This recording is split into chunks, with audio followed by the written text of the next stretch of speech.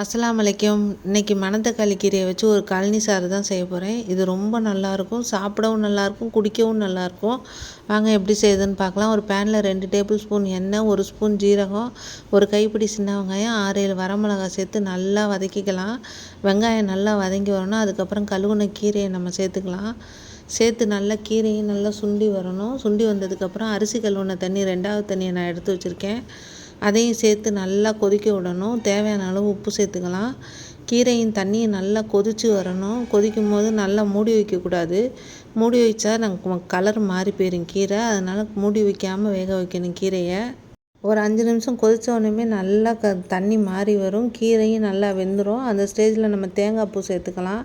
தேங்காய் பூ சேர்த்து நல்லா 2 கொதிக்க விட்டு இறக்கிற வேண்டியதான். சூப்பரான சுவையான மணத்தக்காளி கீரை சாறு ரெடி ஆகிடும். கீரை பொரியல், கூட்டு, கடையல்னு செய்கிறதுக்கு இந்த மாதிரி ஒரு தடவை ட்ரை பண்ணி பாருங்கள். ரொம்ப நல்லாயிருக்கும்.